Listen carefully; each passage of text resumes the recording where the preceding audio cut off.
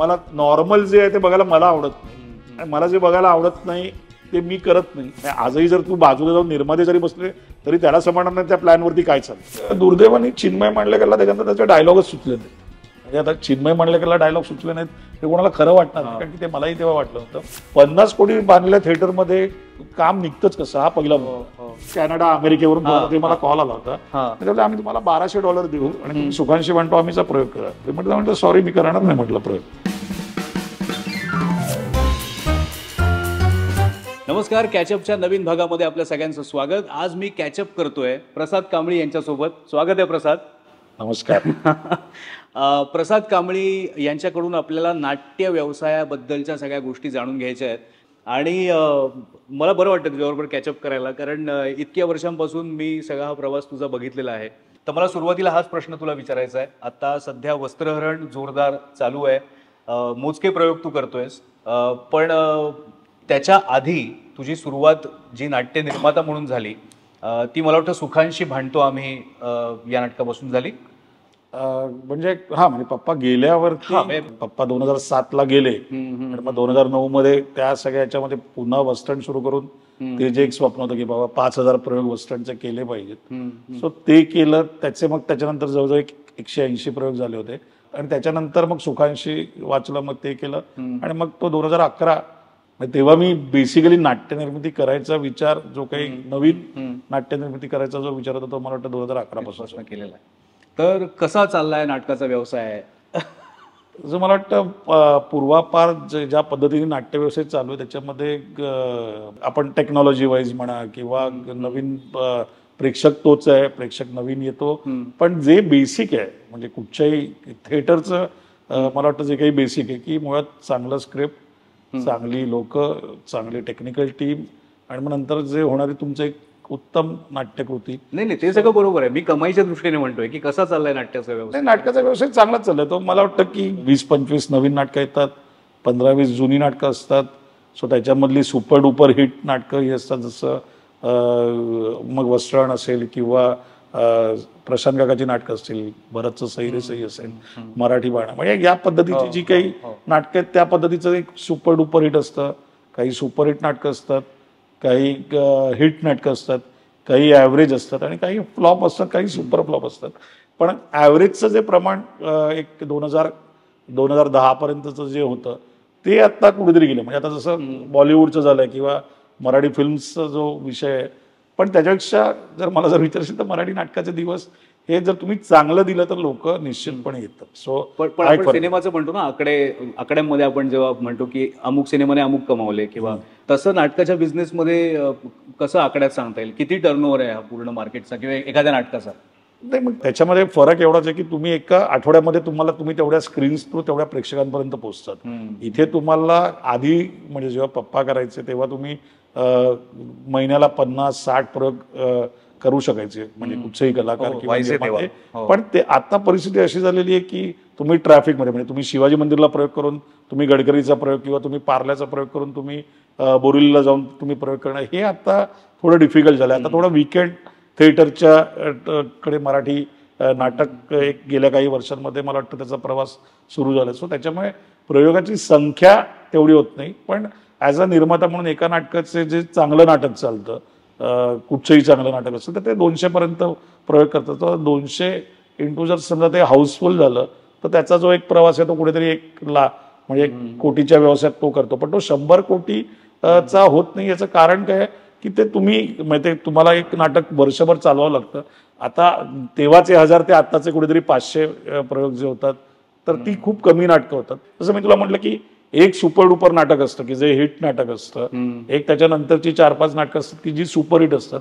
आपल्या याचं सलमान खान, प्रशांत काका आहे, सो त्याच्यामध्ये त्याच्या नाटकाचं एक चांगलं आहे. आता नवीन याच्यामध्ये संकर्षण चांगलं आहे, उमेश प्रिया त्यांचं नाटक चालू आहे. सो मराठी नाटकांमध्ये त्या पद्धतीचा प्रवास थिएटरचा चालू आहे. आणि जर क्युम्युलेटिव्ह जर तू बघितलं बिझनेस वाईज तर मराठी नाटक is always better than Marathi चित्रपट. कारण की मराठी चित्रपटामध्ये एक बाई पण भारी देवा, एक सैराट, त्याच्यानंतर खूप वर्षांचा गॅप येतो. मराठी नाटकाचं तसं होत नाही. मराठी नाटकामध्ये तुमचं कन्सिस्टंटली तो प्रोसेस आहे. म्हणजे कुठचाही मराठी प्रेक्षक किंवा मराठी माणूस जो मायबाप रसिक प्रेक्षक आहे तो महिन्याला तो कन्सिस्टंटली तो नाटकं बघत असतो. मी त्याचं टर्नओव्हर वाईज म्हणत नाही, त्याचं बॉक्स ऑफिस कलेक्शनचं म्हणत नाही, पण जर प्रेक्षकांच्या ह्याच्यामध्ये, कारण की मराठी प्रेक्षकांचं नाटकाचं तिकीटच 500 रुपये आहे, जे मराठी चित्रपटाचं नाहीच आहे. सो त्या तुलनेमध्ये मराठी नाटक श्रीमंत आहे. क्या बात आहे. सुपरहिट नाटकाचे काही फॉर्म्युले असतात असं म्हटलं जातं. त्या फॉर्म्युलाचा तू कधी विचार केला नाहीस? बऱ्याचदा म्हणजे सुखांशी भांडतो आम्ही सारखं नाटक असेल, किंवा अगदी तुझं लेटेस्ट नाटक जे त्याचे तू प्रयोग थांबवलेले असते म्हणजे संगीतदेव बाबळी असेल, तर हे तुझं जे काय म्हणतो आपण त्याला आकलन जे आहे की स्क्रिप्ट वाचली, डिरेक्टर कोण आहे बघितलं आणि तू ठरवलंस की आता हे नाटक करायचं आहे, तर त्याच्या मागे तुझ्या डोक्यातली गणितं काय असतात? मुळात माझ्या डोक्यात काही गणित नसतातच. कुठचंही नाटक मी जेव्हा करायला घेतो तेव्हा प्रेक्षक म्हणून मी जाऊन ते नाटक तिकीट काढून बघेन का. अच्छा. So that is the first, की ते मला कुठेतरी कनेक्ट झालं पाहिजे, मला ते कुठेतरी नाटक त्या स्क्रिप्टमध्ये मला ते नाटक दिसलं पाहिजे. मला वाटतं प्रत्येक जे मराठी रंगभूमीवरती खूप मोठमोठे निर्माते झाले, मोहन तोंडवेकर असतील, मोहन वाघ असतील, प्रभाकर पणशीकर, लताबाई असतील, पप्पा, विनय काका, किंवा धुरत, किंवा आधीचे जे साहित्य संघ असेल, गोवा हिंदू असोसिएशन असेल, मला वाटतं कुठेतरी पहिलं नाटक जे बघणं जे आहे तो निर्माता बघतो. म्हणजे त्याच्यानंतर निर्माता, कारण तो स्क्रिप्टवरती नाटक बघतो, निर्माता त्याच्यामध्ये डिरेक्टर आणतो, निर्माता त्याच्यामध्ये कलाकार आणतो. किंवा आता समजा मी जी नाटकं केली तर मला असं वाटलं की जी मला आवडली, ज्याचं आकलन मला असं वाटलं की हा विषय आता आला पाहिजे. बरोबर. आता त्याच्यामध्ये सुखांशी भांडतो आम्ही असेल, त्याच वेळेला भारत भाग्यविधाता आलं होतं, मग बेचकी आलं, मग बेचकी पण म्हणजे समजा जर तसं म्हणा गेलं तर नवनवीन म्हणजे ते लेखक दिग्दर्शकांचे डेब्यू माझ्याकडे मॅक्झिमम झाले असतील. संगीत देवबाबीचे प्राजक्त, आणि मला उलट आनंद ओकनी मला फेसबुकवरती मेसेंजरवरती पाठवलं होतं की तुम्ही हे बघायला या.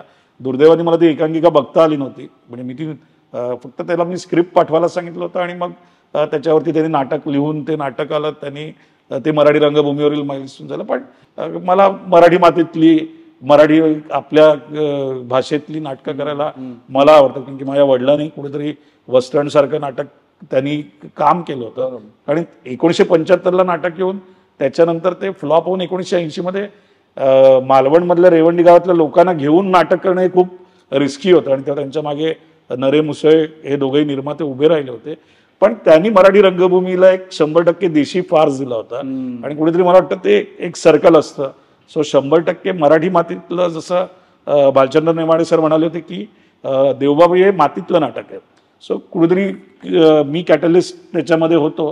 हा, म्हणजे मी ह्याच्यासाठी विचारलं कारण शेवटी तू व्यवसाय करतोयस, त्यामुळे नाटकं चालणं पण तितकंच गरजेचं आहे तुला सुद्धा आणि इंडस्ट्रीच्या दृष्टीने सुद्धा. त्यामुळे दर्दी आणि गर्दी हे दोन्हीचा मेळ साधला पाहिजे, हा विचार तू कशा प्रकारे करतोस हेच मला फक्त जाणून घ्यायचं होतं. ते म्हणजे जसं देवबाबी सारखं नाटक आहे की जे क्लासिक नाटक आहे, म्हणजे त्याच्यामध्ये त्याच्या इनिशियली 80 प्रयोग त्याला बुकिंगच नव्हतं. 75 ते 80 प्रयोग मी ते हॅमर केलं, कारण की मला ते नाटक कुठेही, पण ते एवढं चालेल असं मलाही वाटलं. म्हणजे जागतिक रंगभूमीवरती जसं राजीव नाईक सर म्हणाले होते की, राजीव दादा बोलले होते की आम्ही जेव्हा भेटायला गेलो की पीटर ब्रूक नंतर जागतिक रंगभूमीवरती पंचमहाभूत स्टेजवरती आणणारं हे दुसरं नाटक असेल.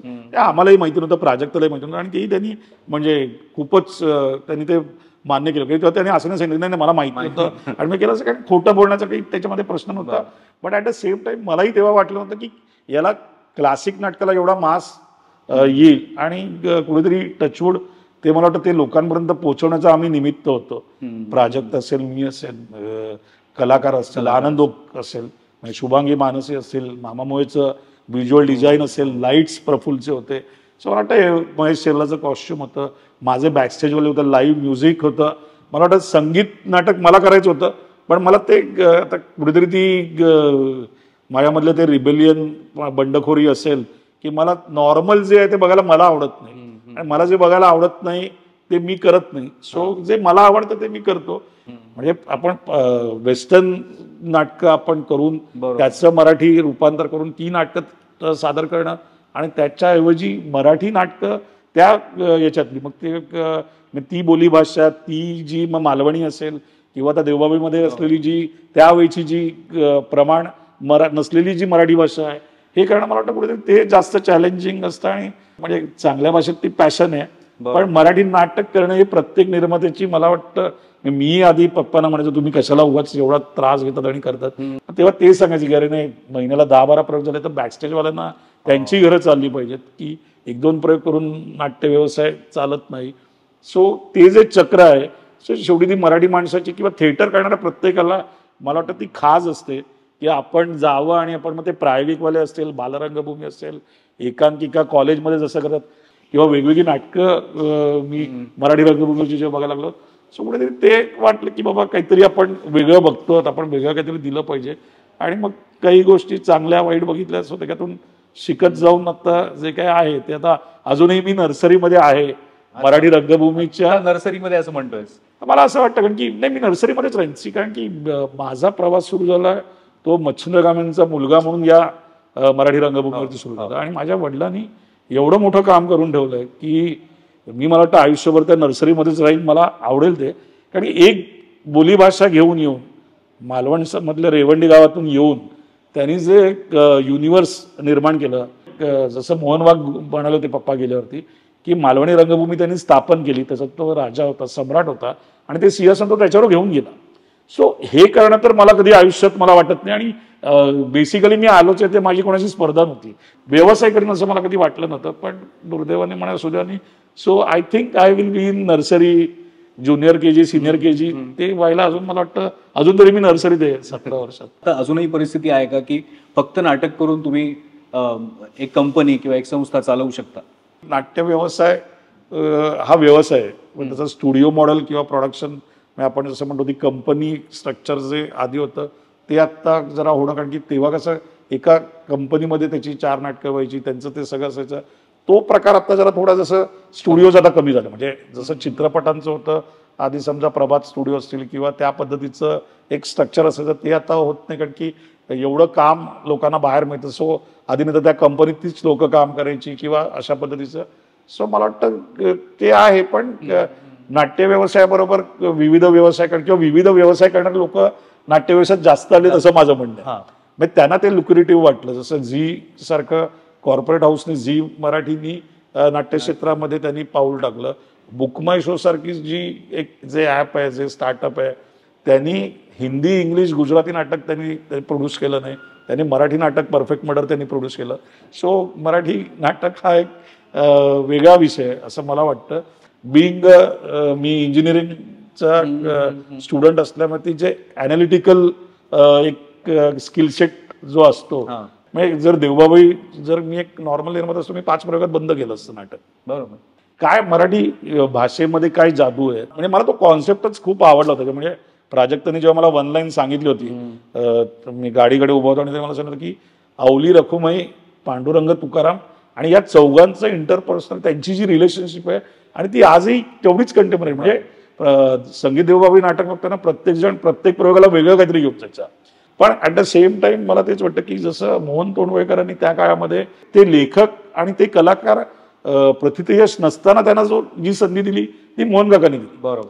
म्हणजे 2 वेगळ्या पद्धतीचे व्हर्टिकल दरवेळी मराठी रंगभूमीवरती घडत गेले, की सेलिब्रिटी लोकांना घेऊन नाटक करणं, आणि ज्यांनी रिस्क घेऊन जी नाटकं केली, म्हणजे ज्यांनी, म्हणजे नाना पाटेकरना घेऊन, तेव्हा नाना काकाला घेऊन, म्हणजे महासागरमध्ये नाना काका छोटा रोल करायचा, पप्पा छोटा रोल करायचे, पण मग त्याला घेऊन तेव्हा पुरुष करणं, किंवा ही जी ज्या पद्धतीची नाटकं, किंवा विजयाबाईंबरोबरची नाटकं असतील, जयवंत दळवींची नाटकं असतील, एलकुंजवार सरांची नाटकं असतील, ही जी सगळी जी मराठी काय म्हणतात ती भाषेला किंवा रंगभूमीला जे देणे, ते मराठी निर्मात्यांचं खूप मोठं योगदान आहे. पण कुठेतरी मला वाटतं की लोकांना वाटतं की अरे नाही, की कलाकार असतील किंवा लेखक असतील, पण हे जर लेखक आणि कलाकार या सगळ्यांची बोट जर तेव्हा मोहन तोंडवळकर किंवा मोहन वाघ किंवा प्रभाकर पणशीकर या जर निर्मात्यांनी जर बांधली नसती, किंवा मग लताबाई असतील, लताबाईंनी आज एवढी नाटकं मराठी रंगभूमीला दिलेली आहेत.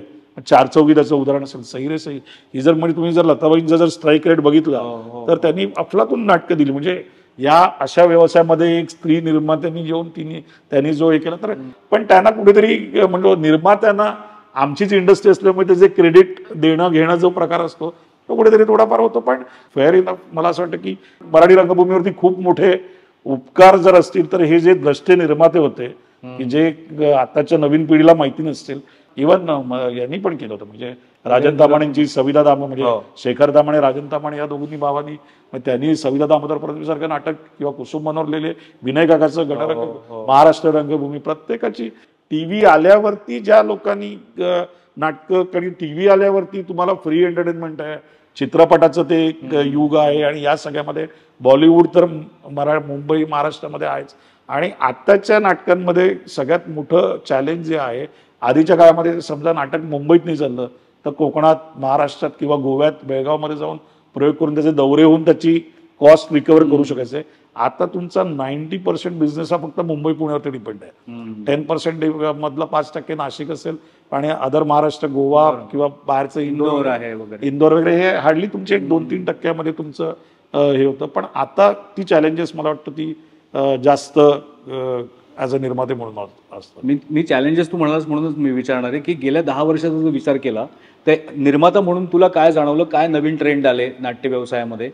म्हणजे फोन बुकिंग आधी कॉन्सेप्ट नव्हता. आधी बुकिंगला जे यायचे तर ते बुकिंग क्लार्क त्यांचं एक दबदबा असायचा किंवा त्यांचं स्ट्रक्चर असायचं, जे स्ट्रक्चर, कारण त्यांना माहिती असायचं काय तिकीट, म्हणजे ते आजही जर तू बाजूला जाऊन निर्माते जरी बसले तरी त्याला समजणार नाही त्या प्लॅनवरती काय चाललंय. बुक माय शोच्या आधी प्रशांत काकानी आणि मी आम्ही दोघांनी वेबसाईटवरती बुकिंगचा आम्ही कॉन्सेप्ट केला होता. सुदैवाने म्हणा किंवा दुर्दैवाने म्हणते तेव्हा चाललं नव्हतं. बुक माय शो ऍप हे बाहेर चालायचं, पण नाटकामध्ये प्री कोविड ते चाललं नाही. पोस्ट कोविड जी मराठी किंवा कुठची एंटरटेनमेंट इंडस्ट्री चेंज झाली असेल, सो त्याच्यामध्ये सगळ्यात जर मॅक्झिमम जर त्याचा जर फायदा नाटकाला आणि जर बुक माय शोला पण जो झाला असेल तर तो की लोकांना तर ती सवय लागली. त्याचं कारण परत ट्रॅफिकमध्ये होतं की आधी लोक जायची सकाळी 8 पासून जर बुकिंग चालू होते 6 पासून लोक उभं राहून करायची. आता लोक नाही, म्हणजे आता काही समजा जे सिनियर सिटीजन असतील त्यांची मुलं पुढे US ला असतील, बाहेर असतील, ती लोक ऑनलाईन बुकिंग करतात. सो आता म्हणजे तुम्हाला पहिल्या 2-3 रांगा सोडल्यावरती तुम्हाला एक 4थ्या रांगेपासूनची तिकीटं समजा जी काही थिएटरला मिळतात, पण बाकी तुम्ही ऑनलाईन. आणि लोकांचं म्हणणं काय की आम्ही या, परत रिक्षाने या, त्याला 30-40 रुपये द्या, परत जायला 30-40 रुपये द्या, परत आल्यावरती तेच तिकीट मिळेल याची गॅरंटी नाही. सो हा टेक्नॉलॉजी ड्रिव्हन तो हे झाला. आता बिझनेस जर असेल तर तो 90% बिझनेस हा ऑनलाईन आणि तो बुक माय शो वरती त्याचं प्रमाण खूप आहे, म्हणजे आहे. आणि त्याच्याशिवाय पर्याय म्हणजे आता म्हणजे समाजातल्या कुठच्याही स्तरामधल्या व्यक्तीला जर नाटक बघायचं असेल, त्याला मनोरंजन करायचं असेल तर त्याला बुक माय शो सारखा ऍप आहे, सो तो त्याच्यावर करतो. पण आता तिकीटालय नावाचं एक ऍप जे आलंय, कसं आहे आता तिकीटालय, आता कसं बुक माय शो हे काय म्हणतो ते मॉन्स्टर, म्हणजे ते नुसतं मराठी थिएटरचं नाहीये, तर ते हिंदी, गुजराती, इंग्लिश सगळ्या जेवढ्या भाषा आहेत ते इव्हेंट्स, त्याचं खूप मोठं त्यांचा स्टेक आहे. तिकीटालय ऍप आमच्याच याच्यातल्या लोकांनी, प्रशांत काका, चंदू आणि अजून एक त्यांचा पार्टनर, त्या लोकांनी केलंय. पण मी तेच म्हणतो की गोष्ट काय की ती जी म्हणजे मला त्या व्यवसायाबद्दल त्याच्या माहिती नाही, पण मी बेसिकली कम्प्युटर सायन्समध्ये मी इंजिनिअरिंग केल्यामुळे मला ते माहिती आहे. ॲप्स अजून 100 जरी निघाली तरी त्यांनी मराठी म्हणजे लोकांना एक सुविधा पाहिजे की त्यांना नाटकाचं तिकीट बुक झालंय का, मग ते ABCD कुठच्याने झालं त्याच्यापेक्षा त्यांना ते बुक झालंय का, म्हणजे आम्हाला जायला मिळतंय का, आणि गेल्यावरती ते नाटक मुळात चांगलं आहे. कारण शेवटी तुम्ही कुठूनही तुम्ही तिकीट बुक करा, जिथपर्यंत लोक जाऊन तो वर्ड ऑफ माउथ जिथपर्यंत, म्हणजे मी जाऊन अमोलला सांगणार अरे अमोल तू इथे बघितलं का, किंवा अमोल येऊन प्रसादला सांगत नाही की अरे प्रसाद तू हे बघितलं का. सो ते म्हणजे यांनी फक्त ही काय म्हणतात ती सुविधा आहे, that is a facility provider ही लोक आहेत. मेन कंटेंट प्रोव्हाइड करणं हे खूप काय तुम्हाला म्हणजे कधी तो कुठचा पत्ता येईल हे फक्त त्या वरच्याला माहिती असतं. 99% आपण मेहनत करणं हे जास्त गरजेचं असतं असं मला वाटतं. तू आता मगाशी म्हणालास की मुंबई पुण्याच्या बाहेरचे दौरे जे आहेत ते जरा आता कमी झालेत किंवा नाहीच आहेत जवळपास, आपण असं म्हणूया.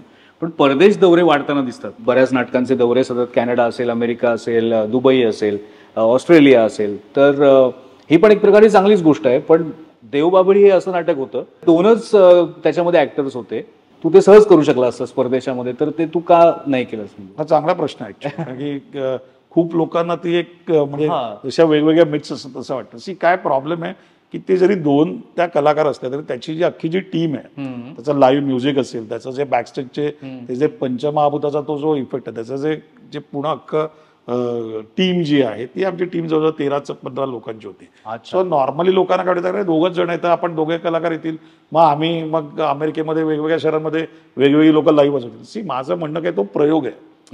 तुम्ही तुम्ही नाटक आता आपल्याकडची जी नाटकं बाहेरगावी जातात त्याच्याबद्दल मी भाष्य करणं आता म्हणजे मला ते करायचं नाहीये. आणि प्रत्येकाचं ते परसेप्शन आहे, प्रत्येकाचं तो बिझनेसचा मॉडेल आहे. माझं म्हणणं एवढंच आहे, माझा जो प्रयोग जो मी इथे 500 प्रयोग जे केले ते जे माझे जे कलाकारांबरोबरचे जे माझी जी टीम आहे मी त्याच्यात मला कधीच मला वाटतं हलकं फुलकंच एक असेल जे 1-2-3 प्रयोग मी बाहेरगावी केले असेल. नाही तर माझ्या 17 वर्षामध्ये मी बाहेर प्रयोग करत नाही, कारण एकतर ती लोक खूपच काय म्हणतो त्यांचं मानधन जे असतं ते खूपच कमी असतं. आणि त्याच्यामध्ये एकच असं की बाबा नाही तुम्ही बाहेरगावी येत आहेत मग तुम्ही तिकडे या, तुम्ही ते फिरा आणि ते जे काही आपलं जे त्याच्याबरोबरचं जे पर्यटन आहे. So I am not interested in, कारण मुळात आपलं थिएटर आपल्या थिएटरचा कॉन्सेप्ट वेगळा आहे. आणि मग ते विदाऊट सेट मग ते कुठेतरी त्या लेवल केले आहेत. माझी नाटकं तशी नाही आहेत.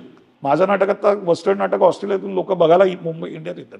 ऑस्ट्रेलियामध्ये जा, मग तिकडची 2 पात्र घ्या, त्यांच्यावर नाटक करा. मी त्या गोष्टीमध्ये पडतच नाही. मी हलकं फुलकचा पण जो प्रयोग केला की जो त्या महेशच्या मिट्टाच्या याच्यामध्ये होता तो एका हॉलमध्ये होता, एका बँकवेट हॉलमध्ये प्रयोग होता. सो ते आता हलकं फुलकाचा बाज वेगळा आहे. देवबाबी तर आत्ता आलं 2011 ते 2018च्या प्रवासामध्ये सुखांशी भांडपामीच्या वेळी मला $1200 सांगितले होते. तेव्हा $60 रेट होता डॉलरचा. महाराष्ट्र म्हणजे महाराष्ट्र मंडळ कुठच्या तरी त्या कॅनडा अमेरिकेवरून मला कॉल आला होता. त्याच्यामुळे आम्ही तुम्हाला $1200 देऊ आणि तुम्ही सुखांशी भांडपामीचा प्रयोग करा. ते म्हटलं सॉरी मी करणार नाही म्हटलं प्रयोग. अशी BMMचं त्यांचं एक गणित वेगळं असतं. आणि तिकडे त्यांना कसं असतं की आता आपण म्हणजे एकतर मुळात ती लोक जी नाटकं सिलेक्ट करतात त्याच्यामध्ये आता ते प्रत्येकाचं काही ना काहीतरी त्यांची ती सगळी गणितं असतात. आणि मला ते मी नेहमीच स्वभावच आपला हे असल्यामुळे मला ते जमत नाही आणि मला त्याच्यामध्ये इंटरेस्ट येईल. माझं एक क्रिस्टल क्लिअर आहे की बाबा तुम्हाला यायचंय तुम्ही या. हा मला घेऊन मी वेस्टर्नचं आत्ता आम्ही सगळ्यांना तेच म्हणत होतो की वेस्टर्न असेल किंवा संगीत देवबाबीचं माझं महाराष्ट्राबाहेरचे प्रयोग बाकी आहेत. पण मग पांडवो इलो रे बा इलो असेल किंवा अजून जी काही 3-4 नाटकाचं एक हे करून त्याचं ग्लोबल टूरचं माझ्या डोक्यामध्ये आहे. तर बघूया ते जमलं पाहिजे, कारण की एकतर आता विजाचे सगळे इश्यूज आहेत आणि मग त्या सगळ्यांचे विजा मिळाले पाहिजेत. मग तो विजा मिळाला नाही म्हणून मग दुसऱ्या कलाकारांनी तिकडे प्रयोग केला. हे सगळं मला म्हणजे माझ्या मते की मी जे 100 किंवा 200-300 परत 10 प्रयोग झालेल्या नाटकांना कोण बाहेर बोलवत. माझ्या वडिलांनी 84 साली या सगळ्या लोकांना घेऊन जाऊन तिकडे त्या संचामध्ये प्रयोग केला होता. तिकडनं लोक जेव्हा परत पाठवले तिथं इमिग्रेशन चेकला लंडनला परत त्या लोकांना पाठवून त्यांनी 84 साली जेव्हा परत केले होते. सो तेव्हा त्यांनी जरा काही कॉम्प्रोमाइजेस केले नव्हते. सो त्यांचाच मुलगा असल्यामुळे ते कॉम्प्रोमाइज आणि तो कोकणी माणसाचा जरा थोडा मालवणी माणसाचा तो स्वभाव आहे. आता लोक त्याला चांगला म्हणो किंवा वाईट म्हणो, केलं तर काहीतरी वेगळं करीत निश्चितपणे. म्हणजे असं काही नाही की माझं काही तिथे जे प्रेक्षक आहेत ते सगळे आपले मराठी आहेत, भारतीय आहेत, त्यांनाही काहीतरी करून दाखवायचं. पण ते त्या फॉर्म मध्ये म्हणजे इथून सेट गेला मग तिकडच्या लोकांनी काहीतरी थोडंफार असं काहीतरी म्हणजे देवबाबीला सेटच नाही तर असं नाहीये. मग काही लोक मला बोलले देवबाबी काय 2 लेवलवरती नाटक होईल. तर म्हटलं मग तुम्हाला जर समजा वाटत असेल तुम्ही चांगली गोष्ट आहे, तुम्हाला ते लखलाभ आहे. तुम्हाला इथे येऊन तो जो नाटकाचा जो अख्खा जो आहे ती जो नाट्यानुभव आहे, ती जी एक नाट्यकृती आहे ती तुम्हाला बघणं, ते जर तुम्हाला नसेल फक्त देवबाबी अमेरिकेला जाऊन पण मला ते काही समजत नाही. म्हणजे अमेरिकेत लोकांनी नाटक बघितल्यावरती ते भारतामध्ये काही वेगळं होतं का? म्हणजे लोक म्हणतात आम्ही हा दौरा करून आलो. अरे मग ठीक आहे ना. मुळात इथलं नाटक तिकडे जातं ना. आपण अमेरिकेत नाटक करून उलट ते मोहन काकांनी केलं होतं. तेव्हा गगनभेदीचा शुभारंभाचा प्रयोग तिकडे झाला होता जेव्हा मला वाटतं 82 की 83 साली. ही खूप मोठी अचीवमेंट आहे. पण आता ते सगळं ती जे इकोसिस्टीम जी आहे ना त्या इकोसिस्टीम बद्दल लोकांना हे वाटत नाही. आणि मग 2 करा, मग ते तुम्ही इथे मग कोणी करा. ते काय म्युझिशियन आहे ते काय कोणी तिकडे आमच्या कोणतरी जे पेटी तबला करतात ती लोक ते वाजवतात. अरे मग इथे 400 प्रयोग मग त्यांनीच येऊन वाजवायचंय. बरोबर. असा तो सगळा घोळ आहे. त्यामध्ये जरा थोडा गणित सिनेमामध्ये असेल किंवा OTT ह्याच्यामध्ये सिरीजमध्ये जेव्हा कास्टिंग होतं तर तेव्हा तू पण हे ऐकलं असेल कदाचित की ज्याला कास्ट करायचंय त्याला सोशल मीडियावर किती फॉलोअर्स आहेत ते बघा. तू मगाशी नाटकांबद्दल बोलत असताना टीव्ही कलाकारांचा उल्लेख केलास की टीव्हीमध्ये गाजलेले आहेत तर त्यांना आपण नाटकात घेऊया. हा एक ट्रेंड मध्ये आलेला होता. हा सोशल मिडियाचा ट्रेंड पण आलाय का नाटकामध्ये?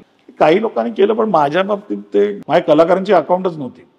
सगळ्यात उत्तम उदाहरण ऐश्वर्या नारकर आहे. सोयरे सकाळी नाटक जे माझं 2018 मध्ये आलं तर मी ऐश्वर्याला सांगून दमलो का ऐश्वर्या ते बोलली ना माझा फेसबुक हॅक झालाय, मग ते इन्स्टा झालंय. आणि आज जर तू बघशील तर ऐश्वर्या इज म्हणजे हे परत नाटक त्यात. नाही म्हणजे लोकांना मी तेव्हा उलट आम्ही सांगायचो तिला की अगं ती म्हणे अरे नाही कंटाळत होते काय ते हे करायचं. म्हणजे आज म्हणजे हा 5 वर्षातला फरक आहे की ऐश्वर्या म्हणजे मी मला एवढा अभिमान आहे तिचा की तिने ते इन्स्टाचं ते ब्लूटिक असेल तिचं ज्या पद्धतीचं तिचं अकाउंट म्हणजे मी तिला ट्रोल लोक करत असेल काय ते, पण एका ऍट द एज ऑफ या एजमध्ये येऊन या पद्धतीने एक सोशल मीडियाचा वापर करणं त्याचा नाटकाला किंवा काही ते वेगळी गोष्ट. म्हणजे नाटकाचा ऑडियन्स मी परत तेच सांगतो की नाटकाचा ऑडियन्स हा फेसबुक इन्स्टाचा ऑडियन्स नाही, तो सिरियल OTT चित्रपट आय डोंट नो कारण मराठी चित्रपटांच्या त्या स्ट्रक्चर बद्दल मी बोलणं बरोबर नाही. सोशल मीडिया ट्विटर असेल तुमचं म्हणजे फेसबुक इन्स्टा म्हणजे माझ्या ह्याच्यामध्ये तर मी जे लोक ओळखायचेच नाहीत त्याच लोकांना दिलं. म्हणजे ज्यांना लोकच ओळखायचे नाही मी पण ओळखायचो नाही तर त्याच्यामध्ये त्यांचं सोशल मीडिया काहीतरी खूप असेल असंही काही नव्हतं. म्हणजे समजा नेहा जोशी तिला बेचकीमध्ये तिचा डेब्यू होता, चिन्मय मांडलेकर लोकांना ऍज अ ऍक्टर मध्ये होता पण ऍज अ रायटर डिरेक्टर त्याचा डेब्यू हा बेचकीमध्ये होता. नंतर आता समजा प्राजक्त असेल आणि अजून म्हणजे रायटर डिरेक्टर मध्ये समजा जयेश आपटे असेल. आता सोयरे सकाळीला आदित्य इंगळेने एक नाटक केलं होतं पण कमर्शियल प्रॉपर नाटक आदित्यचं हे झालं सोयरे सकाळ होतं. सो अनिता दातेचं थोडा कॉमेडी नाही महासागर मध्ये तिने छोटा रोल तिचा केला होता तिने. तर ते बघून मी विचार केला अरे हलकं फुलकं मध्ये ही करेल का. मला तेव्हा नेहा जोशीनेच सांगितलं ती खूप चांगलं करेल. सो तेव्हा सागर करंडे आणि भारत गणेशपुरे बरोबर काम करायला तेव्हा कोण ऍक्ट्रेस तयार नव्हती जेव्हा अनिता तयार झाली. आणि तेव्हा त्यांचं फुबाई फू किंवा चला हवं आलं नव्हतं. म्हणजे ही याही गोष्टी होत्या की लोक मग परत त्या लॉबीज आपल्याकडे आहेत ते बुद्धिबळाचा पट आहे. तुम्ही कोण कुठे तुम्हाला व्याधी करायचे घोडे चालवायचे कुठे तुम्हाला हे करायचंय ती रेसिपी बरोबर होते. सो दॅट इज द पण हे कलाकारांना सांभाळणं हे सुद्धा एक मोठं काम आहे. हे सगळ्यात नावं नाही विचारणार पण असं काही गोष्टी सांगू शकशील का की काय नेमके प्रॉब्लेम्स असतात कलाकारांचे म्हणून किंवा कलाकारांना सांभाळण्यामध्ये काय प्रॉब्लेम्स असतात. ते आता याच्यामध्ये माझा बिचारा जो मॅनेजर असतो तोच त्यांना म्हणजे त्यांच्या सांभाळतो. पण काय होतं की आता मला म्हणतो की आता एवढी इन्सिक्युरिटी ओव्हरऑल आहे आपण बघतोय जगात वावरताना आपण कोणाची नावं घेऊया नको किंवा ज्यांच्याकडे आता तो स्ट्रगल संपला. म्हणजे जेव्हा माझे वडिलांनी जेव्हा हे केलं होतं तेव्हा त्यांना साहित्य संघामध्ये 10 रुपये पगार होता. ते लक्षा काका ती लोक साहित्य संघामध्ये काम करायचे पण त्यांचा स्ट्रगल कसा होता की त्या लोकांनी बॅकस्टेज पासून पप्पाने तर बॅकस्टेज डोअरकीपर पासून ते म्हणजे ते मालवणी सम्राट त्यांनी स्टार झाले अभिनेते झाले निर्माते झाले. पण आत्ताच्या पिढीला तो संघर्ष नाही. आताच्या पिढीला काय की तुम्ही टीव्हीवरून आलात तरी तुम्ही डिरेक्टली या क्षेत्रामध्ये तुम्ही येऊ शकता. याच्यामध्ये तो कलाकाराला जेव्हा एकदा पॉप्युलरिटी मिळते मग ती कुठच्याही नाटकातून मिळू दे सिनेमातून मिळू दे त्याच्यानंतर सिनेमा किंवा सिरियलमध्ये तरी तुम्हाला डेली त्याला मॅनेज करायचं असतं. सिनेमामध्ये 6 महिने तुम्हाला मॅनेज करायचं असतं. नाटकामध्ये तुम्हाला प्रत्येक प्रयोग ते मॅनेज करायचं असतं आणि ती म्हणजे ती जी मॅनेजमेंट आहे किंवा ती जे स्किल आहे त्याच्यामध्ये शेवटी परत तुमचं रिलेशनशिप कसं आहे. पण त्याच्यामध्ये मी त्यांनाही दोष देत नाही आणि प्रत्येकाला तर तुमच्याकडे इकडे शिडी आहे सो इथे प्रत्येक जण त्या शिडीचा वापर करूनच नाही तर सुयोग संस्थेने एवढ्या लोकांना मोठं केलं. सुयोग असेल कलावैभव असेल चंद्रलेखा असेल किंवा लताबाईंची चिंतामणी असेल या सगळ्यांनी लोकांना एवढं मोठं केलं तर ते सगळे माझं एक सिम्पल लॉजिक आहे की जिथपर्यंत कुठचेही लोक मग ते बॅकस्टेजवाले असतील किंवा कलाकारांची टीम असेल ते स्टेजवरती जाऊन लोकांना आनंद देणं हे त्यांचं काम आहे आणि स्वतः आनंद घेणं त्यांचं काम. So me as a caretaker म्हणून माझं काम एवढंच आहे की ते ज्या वेळेला मला समजतं माझ्या कानावरती बॅकस्टेजवाले माझे सांगतात की नाही दादा ही लोक काहीतरी पाट्या टाकतात डेल्या टाकतात तर आपण विषय ते बंद केलेला विषय. अशी मी नाटकं केलेली आहेत की जेव्हा कलाकारांमध्ये त्यांचे प्रॉब्लेम्स असतील ते तर होतात कारण की जिथे 2 वेगळ्या पर्सनॅलिटी येतात तिथे ते ठांग करून ते त्या गोष्टी घडतात आणि ते काय ते आपल्याकडे ग्लॅमर असल्यामुळे त्या गोष्टी लोकांपर्यंत त्या म्हणजे नाटक सिनेमा याच्यामध्ये त्या गोष्टी लोकांपर्यंत सिरियलमध्ये ती भांडी वाजलेली समजतात ते बाहेर म्हणजे बाकी प्रत्येक क्षेत्रामध्ये त्या गोष्टी घडतात. म्हणजे जसं आता निर्मात्यांचं राजकारण असतं जेव्हा मध्ये निर्माता संघाचं काही निवडणूक असेल किंवा अखिल भारतीय मराठी नाट्य परिषदेची निवडणूक असेल त्यावेळेला त्या दरम्यान लोकांना थोडंफार त्याच्याबद्दल कुतूहल असतं कारण सतत बातम्या येत असतात पेपरमधनं वगैरे. मागच्या वर्षी म्हणजे थोडं राजकारणाबद्दल विचारायचं तर मागच्या वर्षी जेव्हा तू हरलास आपलं पॅनल तुम्ही हरलात जेव्हा तर तेव्हा मग आता सारखं तुझ्या बोलण्यामध्ये प्रशांत काका असं येतंय, ज्यांच्या विरुद्ध तू हरलास रंगकर्मी समूह वगैरे. तर हे रिलेशन त्याच्यामुळे कधी खराब होत नाही? आम्ही काल भेटलो म्हणजे मी जेव्हा त्याला त्याच्यावरती भेटलो. माझं माझं माझा जो विरोध होता तो प्रशांत आमले असेल किंवा अजिंक्य असेल यांना नव्हताच. बरोबर. माझा विरोध हा 2018ला पण, मी तर आता तू आता 2023चा बोलला, मी थोडा मागे 2018 मध्ये जातो किंवा 2013ला जेव्हा मी भरायला होतो. माझं म्हणणं होतं की नाट्य परिषद किंवा निर्माता संघ हा राजकीय लोकांच्या हातात जाऊ नये याच्यासाठी आम्ही उभे होतो. आम्ही आमच्यावर उभे होते ते सगळे कलाकार होते. पण हाईट म्हणजे मला 2018ला पण 565 मतं पडली होती आणि 2023ला पण मला 565 मतं मिळून मी मुंबईतून म्हणजे मी महाराष्ट्रातलं जे राजकारण आहे ना ते मी नाही करू शकत. मग ते गुवाहाटी पॅटर्न वगैरे या गोष्टी मला येऊन इथे मी चांगलं नाटक करीन ना त्याच्यामध्ये. इट इज बेस्ट की आपण आपलं नाटक असेल. आता मी माझं भद्रकाली स्टुडिओचं माझा चित्रपट आणि OTT स्पेसमध्ये मला काहीतरी वेगळं, जे पप्पानी पण एक सिनेमा आमचा चित्रपट केला होता, TV सिरियल केली होती. TV सिरियल मला वाटत नाही मी करेन किंवा म्हणजे मी म्हणजे प्रशांत काका आणि आम्ही परवाच याला पुण्याला प्रयोग होता, माझा आधी होता त्याचा नंतर प्रयोग होता. म्हटलं मी त्याला तेच बोललो कारण मी एक ठरवलंय. मी 16 मे 2023ला जे ती जी अध्यक्षपदाची इलेक्शन माझी आणि प्रशांत काकाची, त्याच्यात जो त्याचा माझा जो काही पराभव झाला त्यानंतर मी परत सांगितलं सगळं मी जाईन. मी यशवंत नाट्य संकुल असेल, मी नाट्य परिषद, निर्माता संघ, माझ्या दृष्टीने या सगळ्या विषयांवरती मी म्हणजे ऑफिशियली फुल्ली मारले. मी जातच नाही, मला ते नकोच. मी माझ्या पद्धतीची संमेलनं होती ती मी 98-99 मी केली. त्याच्यानंतर ज्याच्या नशिबात त्यांनी 100वा केलं, चांगलं केलं, ते हे केलं तर त्यांना माझ्या शुभेच्छाच होत्या. आणि मी संमेलनाला पण जात नाही, मी कुठे I am happy in my space and I am enjoying that. कारण ते तुम्हाला ते हे पण करता आलं पाहिजे. म्हणजे माझं जे होतं ते माझ्या रंगमंच म्हणजे जे म्हटलं त्या पिरामिड मधल्या प्रत्येक व्यक्तीला म्हणजे मग कमलाकर नाडकर्णींपासून ते सगळ्यांना माझ्या आयुष्यात मला काय वाटतं की मी दामू सरांचं, विजय तेंडुलकर किंवा सुधाताईंचं पोर्ट्रेट संकुलात लागणं, विद्याताईंचं पुरस्कार असेल जीवनगौरव, कमलाकर नाडकर्णींना माझ्या याच्यामध्ये जीवनगौरव दया डोंगरे किंवा रमेश भाटकर असेल. मला वाटतं मी माझ्या पद्धतीने त्याच्यामध्ये मी काही खूप काही आय वॉज अ कॅटलिस्ट असं माझं म्हणणं आहे. एक महत्वाचा प्रश्न असा आहे की नाट्यगृहांची स्थिती याच्यावरनं बऱ्याच बातम्या पण येतात, लोक बऱ्याच रील्स पण हल्ली बनवायला लागलेत त्याच्यावरनं. आता मध्यंतरी मी सांगलीमध्ये विष्णुदास भावे नाट्यगृह जे आहे तिथे पण AC बंद होता वगैरे अशा काही तक्रारी होत्या. तर हे सगळे प्रश्न आधी सोडवायला पाहिजेत कारण शेवटी ते प्रेक्षकांशी संबंधित प्रश्न आहेत. हा प्रश्न मला अपेक्षित होता म्हणजे तू विचारशील. पण मुळात लोकांना त्याच्या मागचं स्ट्रक्चर समजत नाही. दोन वेगळे विषय आहेत की मराठी नाटक आणि त्याची नाट्यगृह. सो दोन वेगळे विषय. नाट्यगृहाचं व्यवस्थापन हा एक वेगळा विषय आहे आणि निर्मात्यांचं नाट्यगृहाशी असलेलं व्यवस्थापन त्याचा एक वेगळा विषय. निर्मात्यांचं सांगतो मी. चित्रपटगृहांचं काय होतं की ती 99% जी चित्रपटगृह आहेत ती प्रायव्हेटली ओन्ड आहेत. ओके. नाट्यगृह ही 99% शिवाजी मंदिर किंवा षण्मुगानंद किंवा NCP आहेत. ही जी नाट्यगृह आहेत ही नाट्यगृह ही ट्रस्टची आहेत. बाकी नाट्यगृह ही नगरविकास किंवा तत्सम जिल्हा परिषद, महानगरपालिका, स्थानिक स्वराज्य संस्था याच्या अंडर येतात. मी जेव्हा असताना मी एक डॉकेट सांस्कृतिक मंत्रालय मुख्यमंत्री या सगळ्यांना दिलं होतं की महाराष्ट्रामध्ये एक समजा 92 नाट्यगृह आहेत, आपण फॉर थमरूल आपण 100 नाट्यगृह पकडून चालूया. सो माझं ते गेलं त्याच्यावरती मी त्यांना जे दिलेलं होतं ते मी आत्ताच्या म्हणजे मी ते ऑलरेडी विनय सहस्त्रबुद्धे आता सांस्कृतिक त्यांनी जो टास्क फोर्स केला होता धोरणाचा त्यांनाही मी दिला होता. त्याच्यामध्ये माझं म्हणणं क्रिस्टल क्लिअर आहे की 100 नाट्यगृह आहेत, त्याच्या निर्मितीसाठी समजा एक 25 कोटी रुपये तुम्हाला लागले तर अशी तुमचे 2,500 कोटी रुपये ऑलरेडी तुमचे इन्व्हेस्टेड आहेत इन्फ्रास्ट्रक्चरमध्ये.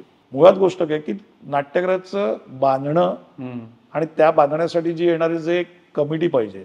आताची जी नाट्यगृह बांधतात ती सभागृहांसारखी बांधलेली आहेत. 25 कोटी रुपये करतात तुम्ही शिवाजी मंदिर किंवा Gadkari Rangayat is the ideal theatre. एक नगरविकास विभागाचे जे प्रधान सचिव आहेत त्याच्या अंडर एक कमिटी असावी त्याच्यामध्ये, कारण की त्यांना ऑथॉरिटी कोणाला तरी पाहिजे. तुम्ही रोज नुसतं रील करून मी आज या थिएटरला गेलोय म्हणून मी तिकडच्या करून त्याच्यातून प्रश्न सॉल्व्ह होणार नाही. म्हणजे उद्या मी अध्यक्ष असलो काय, माझ्या आधी मोहन जोशी अध्यक्ष होते, आता प्रशांत काका, त्याच्या आधी माझे वडील होते, त्याच्या आधी राजाराम शिंदे होते. अध्यक्ष नाट्य परिषद किंवा निर्माता संघाचे कोणी जरी असले त्यांचा नाट्यगृहाच्या व्यवस्थापनामध्ये त्यांना हस्तक्षेप करण्याची हे शून्य त्यांना आहे.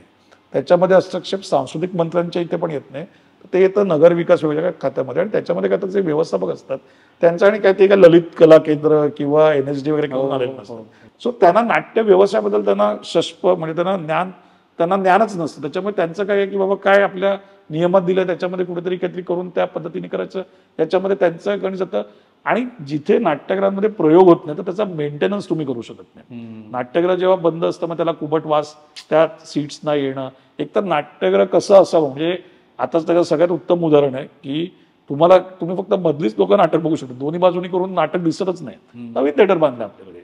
त्याच्यामध्ये आमचं म्हणणं होतं की तुम्ही जसं यशवंत नाट्य संकुल चालवताना एक वर्षाला बाबा 2 कोटीचा खर्च होतो, अशी 100 नाट्यगृह चालवायला 200 कोटी रुपयाची तुमची कॉस्ट जाते पर ॲनम. त्याच्यामध्ये तुमचा फॅसिलिटी मॅनेजमेंटला समजा तुमची 10 कोटी जात असेल तर शासनाने अजून 10 कोटी रुपयाचं अनुदान द्यावं. पण जसं BVG आहे जे राष्ट्रपती भवन फॅसिलिटी मॅनेजमेंट करतं, अजून क्रिस्टल असेल, अजून 4-5 अशा संस्था असेल, टेंडर काढा, त्या लोकांना तुम्ही चालवायला द्या. बरोबर. 10 कोटी रुपये त्यांना जे अनुदान देते ते तुम्ही त्यांना द्या आणि त्यांना रिस्पॉन्सिबिलिटी त्यांच्यावर तुम्ही निश्चित करा. रिपेअर अँड मेंटेनन्स मध्येच पैसा जास्त जातो आणि त्याचा कधी निर्मात्यांना तेवढाच त्रास होतो, त्या कलाकारांना त्रास होतो. आज वेस्टर्नमध्ये तुम्ही काम करताना तुम्ही त्या कॉस्ट्युम मध्ये तुम्ही विदाऊट एसी काम कसं करणार? लोकांना हाऊसफुल नाटकांची सवय नाही, त्याच्यामुळे AC थिएटरमध्ये नाही लागलं तर प्रेक्षक तक्रार करणारच नाही. आणि त्याच्यामध्ये तो कुबटवास, उंदीर जातोय, मांजरी जात आहेत, दुनियादार आहेत, सगळ्यात चालू. याला कारण काय आहे की याला कुठेही तुम्हाला रिस्पॉन्सिबल तुम्ही कोणाला धरत नाहीत. आज 50-50 कोटीची तुम्ही थिएटर्स बांधलेत, 50 कोटी बांधलेल्या थिएटरमध्ये काम निघतंच कसं, हा पहिला मुद्दा.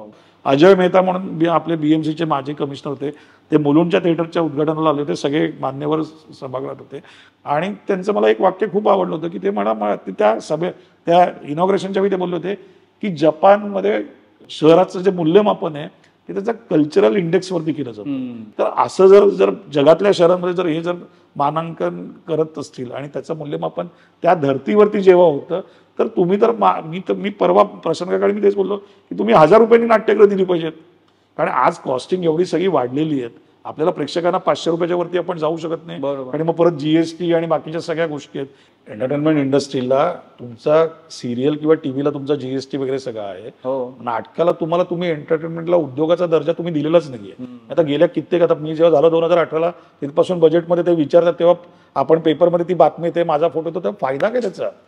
आता प्रसंग काय सांगेल प्रसंगाचा, पण त्याचं तुम्ही जिथपर्यंत तुम्ही त्याचं इम्प्लिमेंटेशन करत नाही तर मंत्री असतील, आज मुनगंटीवार साहेब आहेत, त्याच्या आधी विनोदजी होते, पुढचे आता, पण त्यांना तुम्ही सांगितलं नाही तुम्हाला सोल्युशन काय हवं. बरोबर. तुम्हाला सोल्युशन, आता फिल्म सिटी आहे, फिल्म सिटी ही मराठी चित्रपट आणि रंगभूमी हे आहे, त्यात रंगभूमीचा कधी दादासाहेब फाळके चित्रनगरीत बघितलं का तू?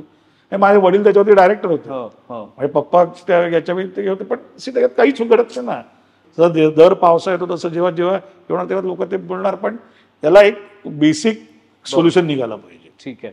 तू आता ओझरता उल्लेख केला OTT आणि सिने निर्मितीचा, तर त्याच्याबद्दल जरा सांग आम्हाला की काय नेमकं आहे डोक्यामध्ये.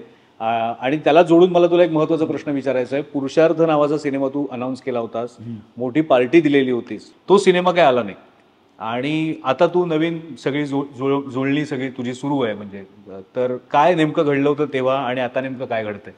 हा पण सांगा, म्हणजे हे खूप कमी लोकांना माहिती आहे. तेव्हा 2012ला वेस्टर्न, नंतर 2013ला चिन्मयने मला सांगितलं, चिन्मय मांडलेकर जो सगळ्यात आजच्या घडीचा मराठीतला खूप नाटक असेल, सिनेमा असेल किंवा सिरियल असेल, तर चिन्मयनी माझी 5 नाटकं केली होती. म्हणजे बेचकी सुखांशी असेल, बेचकी त्यांनी ॲज अ रायटर डिरेक्टर होता, नांदी, पांडवोईलो रे बाईलो आणि समुद्र.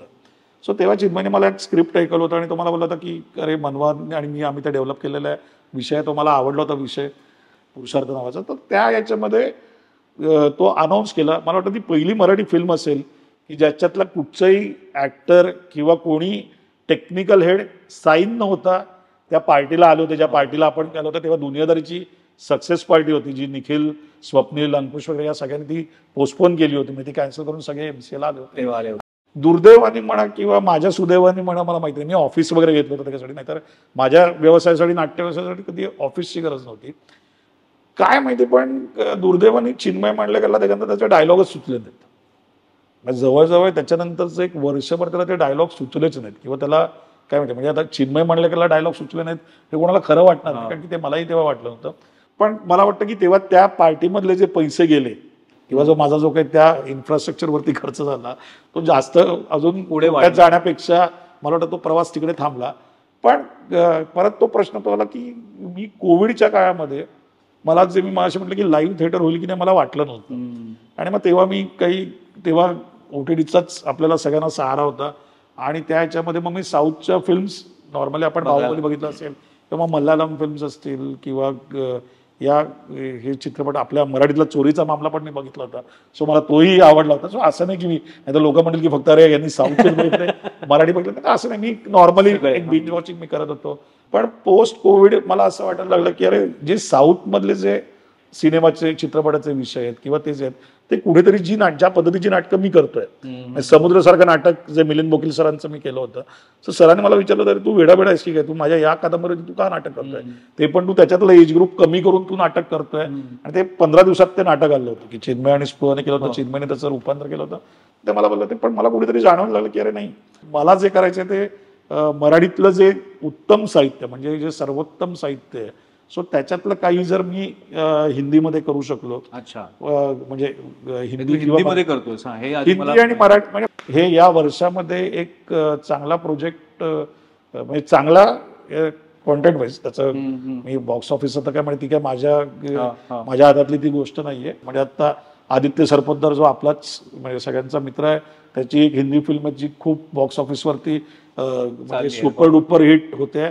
आणि त्याचा मला अभिमान आहे म्हणजे आदित्यचा की त्यांनी त्याचा एक वेळ घेतलेला आहे आणि त्यांनी आता त्या पद्धतीने करतोय. तर मला वाटतं की आणि ते नुसतं करायचं म्हणून मला करायचं नाही. म्हणजे भद्रकाली प्रोडक्शननी, भद्रकाली स्टुडिओजनी एक चित्रपट निर्मिती केली, मग ती करायची, मग ते 4 निर्माते आले आणि ते केले. तर मला त्या पद्धतीच्या याच्यामध्ये मी आधीही इंटरेस्टेड नव्हतो, मी आताही नाही. प्रसाद, तुझ्या सगळ्या पुढच्या या प्रोजेक्टना मी शुभेच्छा देतो, कारण तू एका नवीन क्षेत्रात पदार्पण करतोयस असं म्हणावं लागेल. म्हणजे OTT असेल किंवा सिनेमा असेल, जरी ते मनोरंजनाशी संबंधित असलं तरी ते पूर्णपणे वेगळं आहे आणि त्याची गणितं कशी सांभाळायची हे आता तुझ्या पुढचं आव्हान असेल. आज मजा आली मला प्रसाद बरोबर कॅचअप करायला, कारण हे नाटकाचं क्षेत्र असं आहे की आपल्याला असं वाटत असतं की सगळं आपल्याला त्याच्याबद्दल माहिती आहे, पण मागे किती काय काय घडत असतं ते प्रसाद सारख्या माणसांकडनं आपल्याला कळतं. प्रसाद, खूप खूप धन्यवाद. आज तू आलास आणि इतकं काय काय काय काय काय काय मनापासून बोललास त्याच्याबद्दल. थँक्यू. आणि सर्व कॅचअपच्या प्रेक्षकांना खूप खूप शुभेच्छा. आणि अमोलला सुद्धा, कारण सुद्धा मित्र आहे आमचा. माझा मित्र अमोल परचुरे याचं युट्यूब चॅनल आहे आणि त्याच्यावरती अशा खूप वेगवेगळ्या विषयांवरती तो मुलाखती घेत असतो, ज्याचा त्याचा हातखंड आहे. सो आणि या कार्यक्रमाचं नाव कॅचअप आहे. तर तुम्ही सगळ्यांनी नक्की हा कार्यक्रम बघा आणि त्याच्या आधी त्याचं जे युट्यूब चॅनल आहे अमोल परचुरे ते तुम्ही सबस्क्राईब करा. थँक्यू.